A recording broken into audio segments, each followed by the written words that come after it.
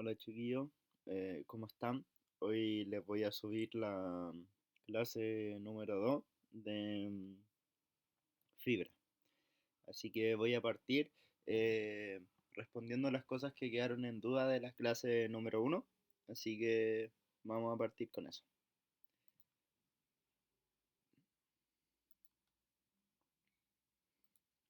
Aquí está.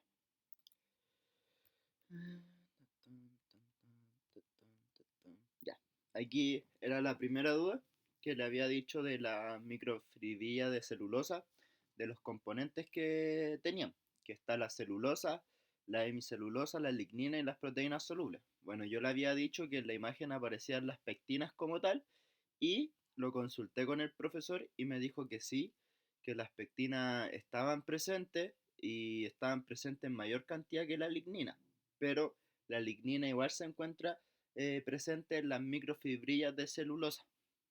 Y lo único que cambia en la pared celular secundaria es que las moléculas de lignina se ven reemplazadas por moléculas de pectina. Así que tengan en cuenta de cuando le digan de qué está compuesta las microfibrillas de celulosa, agregarle a lo que sale aquí en el PPT también las pectinas. Así que esa sería la primera duda que les dejé en la clase pasada. Y la siguiente duda es, miren, les voy a decir un hack, un dato, algo que me dijo el profe Andrés, de que le pusieran mucha atención a esto, que es estas siguientes diapos que les voy a mostrar, empezando de esta hasta, hasta esta. Esas diapos estudienlas muy bien, porque sí o sí van a preguntar por alguna de estas cosas. Y no lo digo yo, lo dice el profe Andrés, así que les recomiendo estudiar muy bien esta parte. La composición de cada parte de la pared celular y cómo está compuesta la pared celular. Así que eso, estudien muy bien esta parte. Y la otra duda con la que quedamos fue con eh,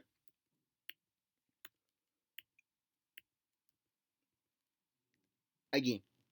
Fue que eh, en esta parte sale que la hemicelulosa es sujeta a escala o nula fermentación y aquí aparece que la hemicelulosa tiene un porcentaje de fermentabilidad del 60 al 90%.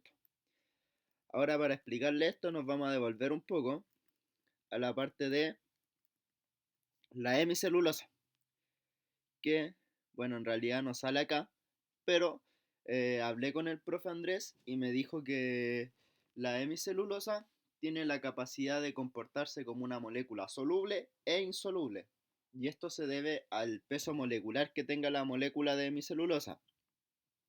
Mientras menor sea el peso molecular de la molécula, esta tiene carácter soluble. Eso quiere decir que es mayormente fermentable.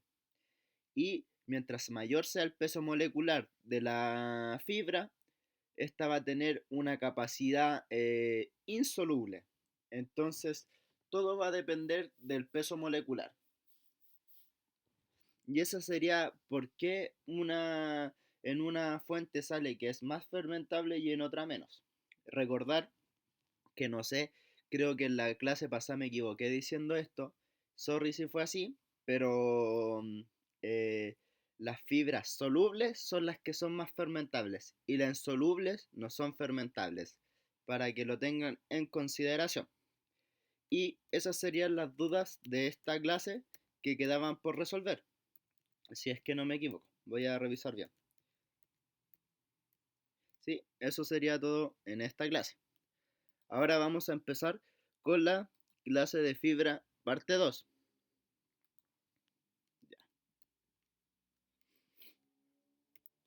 Ahora vamos con las funciones de la fibra dietética. Bueno, esto va a depender del tipo de fibra más que nada, si es soluble o insoluble. La fibra puede reducir el tiempo de tránsito intestinal e incrementar la defecación. Esto generalmente se ve con la fibra insoluble. También es altamente fermentable la fibra, pero la soluble. La fibra que reduce los niveles sanguíneos de colesterol total y de colesterol LDL generalmente es fibra soluble, ya que tiene la capacidad de formar geles y también aumenta la viscosidad. Y también lo de reducir los niveles postprandiales de glucosa en sangre y la insulina también tiene que ver con la capacidad de la fibra de ser soluble, ya que éstas pueden actuar reduciendo estos niveles. Ahora vamos con este hermoso gráfico. Bueno, aquí para entenderlo no lo encuentro demasiado difícil como para ir explicándolo tan detalladamente, pero igual les voy a dar breves cosas que creo que son las más difíciles de entender. Que, miren, aquí me preguntaron sobre el efecto esponja. El efecto esponja lo que quiere decir es que la fibra insoluble tiene la capacidad de atrapar agua entre sus moléculas, pero no es lo mismo que absorber agua, ya que las fibras solubles pueden absorber agua y mezclarse con el agua, o sea, disolverse. En cambio, la fibra insoluble solo como que la atrapa entre medio como una esponja, ya que la esponja si atrapa agua no se disuelve.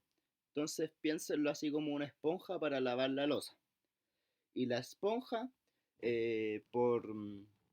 bueno, más que nada por el tamaño que crea en las fecas, genera un efecto de arrastre en la absorción de, de células o compuestos cancerígenos. Esto hace que se eliminen por las fecas estos compuestos. ¿Ya? Eso es lo importante a entender. Por eso disminuye la proliferación de células tumorales en el colon distal con el efecto esponja. A ver, ¿qué más puedo explicar? Ya, mira. Las fibras solubles, tenemos que en el intestino delgado se forman soluciones viscosas y geles. Pero esto tienen que estar eh, entendidos que para una fibra en este caso, para formar geles, necesita de que esta fibra sea soluble y que sea viscosa, ¿ya? Porque si una fibra solo es soluble, no va a tener la capacidad de formar geles. Tiene que ser soluble y viscosas, ¿ya? Así que esto es lo clave de esta parte. Ahora vamos con la fermentación de la fibra dietética, que esta puede pasar en el intestino, o sea, puede pasar en el colon proximal y en el colon distal, ¿ya? Esta fermentación puede generar ácidos grasos de cadena corta. En realidad no son tres ácidos grasos de cadena corta que pueden generar, pero estos son los de mayor importancia en esta clase, así que son en los que nos vamos a centrar. Tenemos que,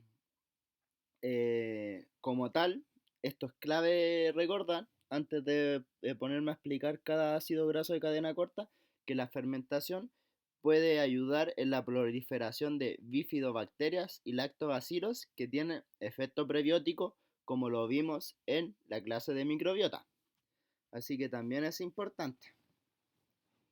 Ahora vamos con los ácidos grasos de cadena corta, que los que vamos a ver en esta clase es el acetato, el propionato y el butirato. Bueno, el acetato como tal, cuando pasa por el enterocito, puede formar, o sea, sí, enterocito, o sea, no enterocito, pero es la mucosa colónica, no me acuerdo cómo se llama. Colonocito, ahí está, disculpen. El colonocito puede formar acetil-CoA. Y ese acetil-CoA, como ustedes saben, es precursor de la cadena, o sea, sí, la cadena respiratoria, el ciclo de Krebs en esto, entonces se ocupa para obtener energía. Después tenemos que el propionato, cuando pasa por los colonocitos, se transforma en propionil-CoA. ¿Y qué es el propionil-CoA? Es una, sí, es como un ácido graso de cadena corta que está agregado a un grupo CoA, y lo que esto hace es que inhibe la HMG CoA reductasa y disminuye los niveles de colesterol, que esto lo voy a explicar un poquito más en, en la siguiente clase. Después tenemos al butirato, que el butirato se ocupa como fuente de energía en los colonocitos. También ayuda a absorber más sodio y agua.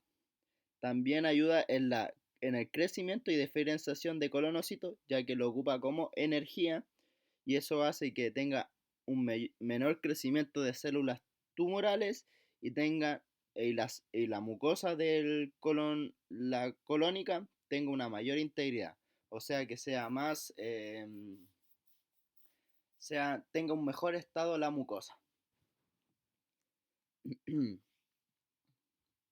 Bueno, ahora aquí vamos con explicarle más o menos lo que hace Propionil CoA, que bueno, voy primero que nada con la fibra como tal. No voy a empezar con el propionil CoA para explicar el efecto de la fibra en los ácidos biliares. Y es que la fibra, en este caso fibra soluble, tiene la capacidad de secuestrar ácidos biliares y lo que genera esto es que el cuerpo necesita de los ácidos biliares como para generar las micelas mixtas. Entonces el cuerpo, ya que necesita estos ácidos biliares, lo que hace es utilizar el colesterol para la síntesis de ácidos biliares. Así que por eso disminuye la cantidad de colesterol al consumir fibra, ya que, eh, como les dije, la fibra secuestra, agarra los ácidos biliares y el cuerpo necesita esos ácidos biliares, entonces ocupa el colesterol para sintetizar los ácidos.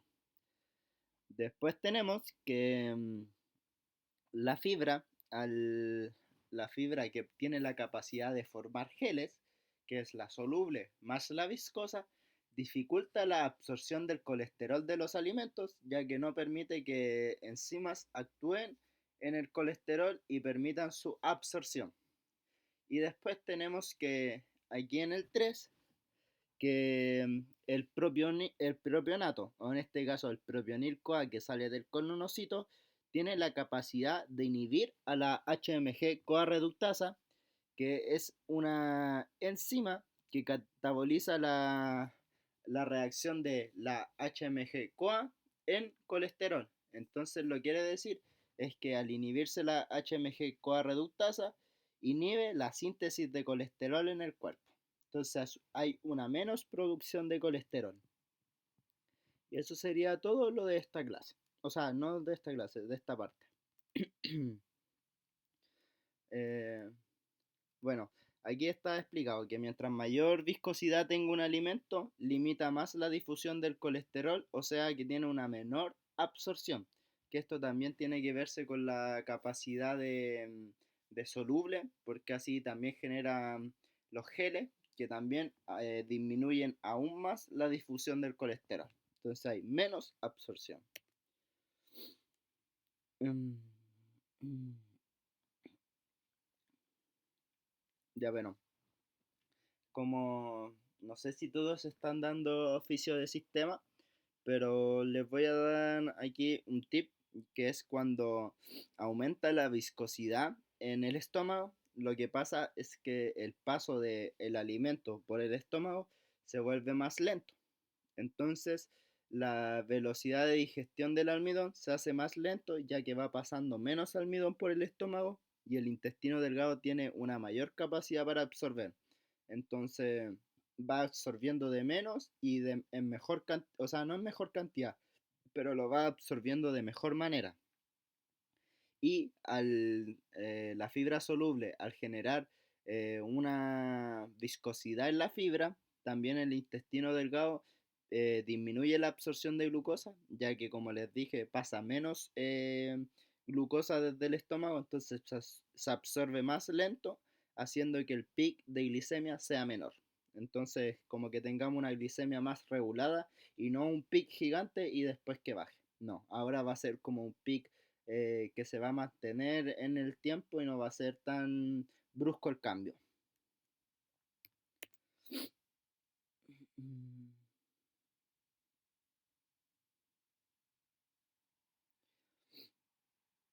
Bueno, aquí esto se lo recomiendo leer y recordemos que CDF es fibra soluble. Así que échenle una repasada a esto, que puede aparecer, pero no lo crean. Ahora vamos con... ya miren, vamos a explicar los efectos hormonales que tiene la fibra dietética. Y bueno, en esto no quiero entrar tanto en explicarlo porque en explicarlo no es tan difícil, sino quiero decirles que traten de ver lo que todo está conectado. Entonces traten de ver, ejemplo, el efecto hormonal, todos sabemos que va a disminuir la glicemia, ya que la fibra puede hacer que el tránsito intestinal y gástrico sea más lento. Entonces eso hace que si la glicemia es menor, la secreción de insulina va a ser menor, ya que no vamos a necesitar tanto transportadores y cosas así para almacenar la glucosa. También tenemos que la fibra tiene un mayor efecto en la saciedad.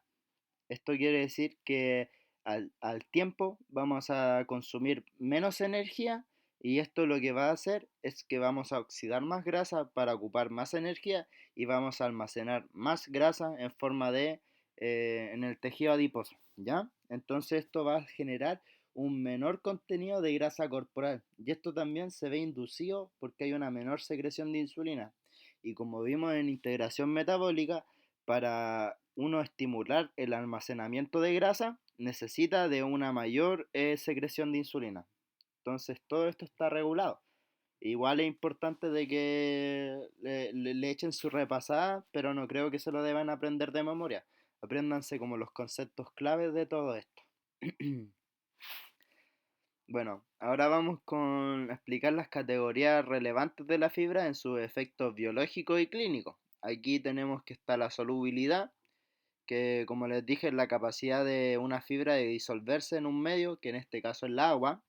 Después tenemos que la fermentación, que es la degradación de una fibra por la microbiota intestinal, y este genera ácidos grasos de cadena corta y gases. Después tenemos que está la viscosidad, que como dice el nombre, es la capacidad de la fibra de formar soluciones viscosas, que mientras mayor sea la dosis, mayor va a ser la viscosidad y viceversa.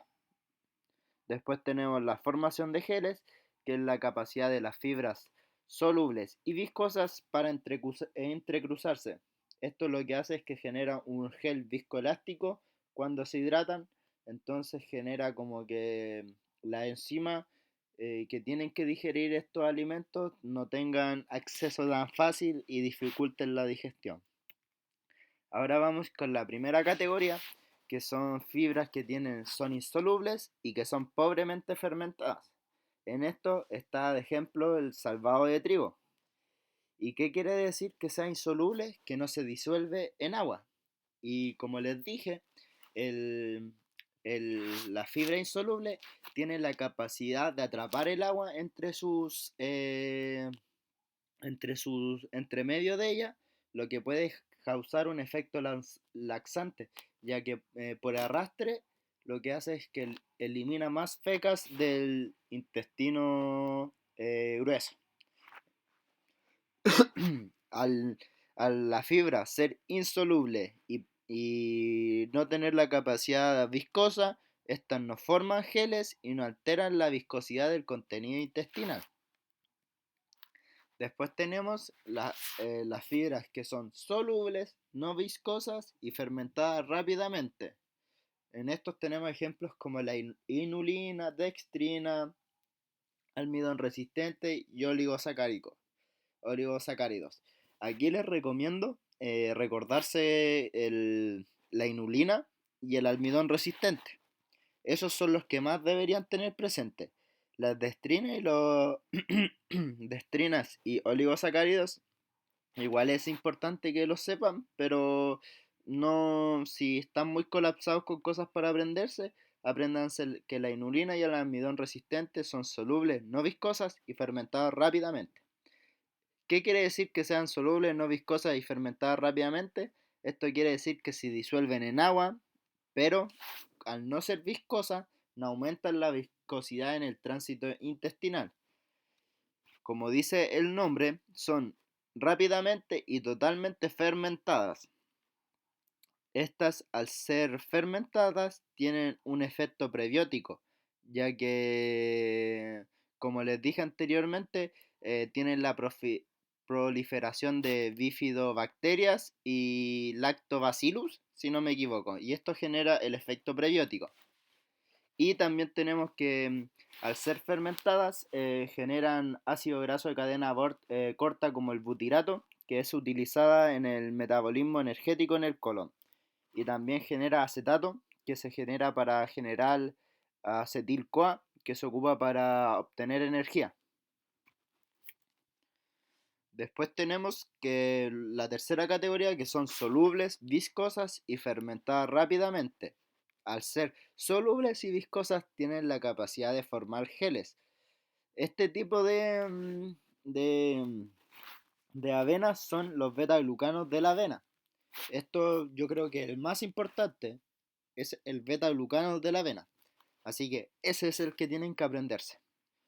Al ser soluble se disuelve en el agua y al ser viscosa y soluble forman un gel viscoso. Esto lo que hace es que incrementa la viscosidad del quimo, que es lo que encontramos en el estómago, ¿ya? Es la comida en este caso que llega al estómago, que está toda mezclada, ahí, ese es el quimo. Tenemos que también, al ser fermentada rápidamente, también genera ácidos grasos de cadena corta y al no ser fibra insoluble, este no posee efecto laxante, ¿ya? Y como última categoría tenemos las fibras que son solubles, viscosas, no fermentan y pueden formar geles. Bueno, estas pueden disolverse en agua, también pueden formar un gel viscoso, lo que puede disminuir la digestión de algunos macronutrientes. También incrementan la viscosidad del quimo, lo que conlleva una regulación de la glicemia y una reabsorción del colesterol, ya que no vamos a absorber tanto colesterol de la dieta. Como dice en el nombre, o sea, en la parte de acá de arriba, aquí no fermenta, entonces no tiene la capacidad de formar ácidos grasos de cadena corta. Y lo que hace este tipo de fibra es como que normaliza el contenido fecal, no aumentándolo, pero sí, por ejemplo, una persona que está con diarrea podría hacer que esta persona eh, su feca después tengan en la escala de Bristol, que si no me equivoco es la escala que ve esto, esté lo más normal posible. Ahora vamos con los efectos adversos que puede presentar un consumo elevado de fibra, que la fibra en ciertos casos puede irritar el tracto gastrointestinal. Y yo diría que lo más importante es que el consumo de fibra puede disminuir la biodisponibilidad de minerales, como lo es el hierro, el cobre, el zinc, el calcio y el magnesio. Este efecto es variable, depende del tipo de fibra, la cantidad de fibra y otras cosas. Y después tenemos el meteorismo, que es la producción de grasa, o sea, de gases, que hay gente que consume muy poca fibra y al tiro anda tirándose peo en todos lados. También aumenta la excreción de nitrógeno, ya que en el cuerpo, en, en fibras que son solubles y viscosas, forman los geles, lo que hace que haya una disminución de la digestión y la absorción de proteínas. Entonces esta proteína tiene que ser excretada y, como ustedes ya deberían saber, la proteína se excreta en forma de nitrógeno en la orina. Ahora vamos con las recomendaciones de ingesta. Ya, aquí. Sinceramente es algo denso de aprenderse si es que tienen tantas cosas.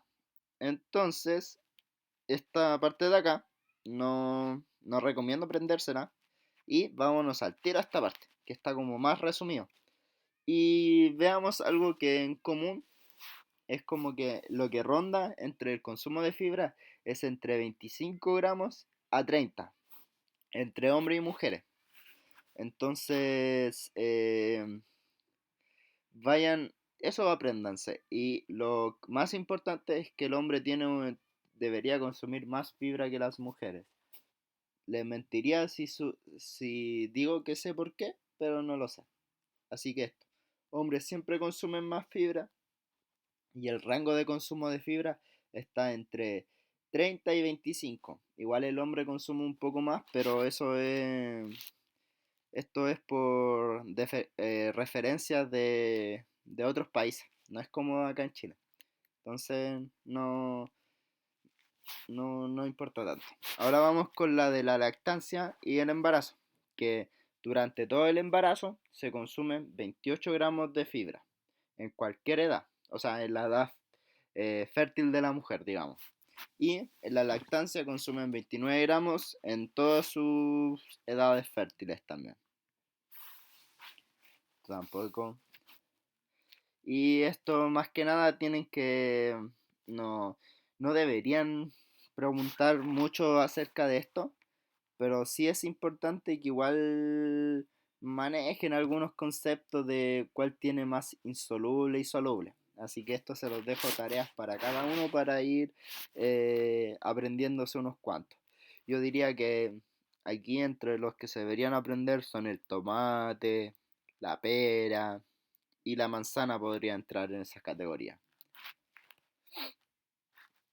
Eh, es- Miren, aquí lo importante que tienen que saber es que las cosas crudas tienen un mayor aporte que las cosas cocinadas, porque la fibra se puede perder a través de la cocción, pero cuando un tipo de fibra es secada, lo que hace es que aumenta el contenido de fibra, ¿ya? Cuando se cocina se pierde fibra, pero cuando se seca aumenta la cantidad de fibra. Ya, eso tienen que saberlo también.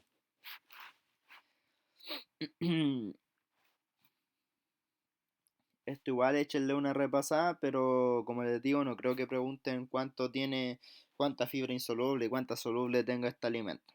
Pero igual ténganlo en consideración un poco. Ah, lo único que les voy a decir de acá, antes de que no terminemos esto, es que el alga tiene una fibra total mucho mayor a todos los otros alimentos. Entonces, la alga es una buena fuente de fibra. Y en realidad, aquí en Chile se consumen muy pocas algas. Así que, ojo con esto. Igual tenemos varios tipos de algas, como el cochayuyo y, bueno, otras más, pero no vamos a entrar en detalle de los nombres.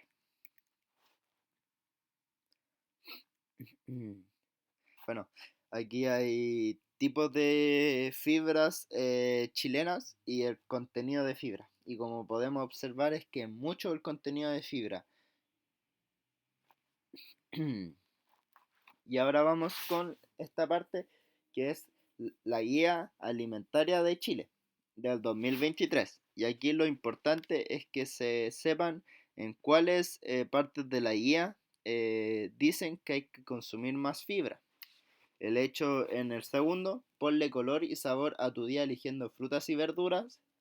Bueno, como deberían saber, las frutas y las verduras tienen mayor contenido de fibra que otros tipos de alimentos. Así que por eso está marcada en rojito.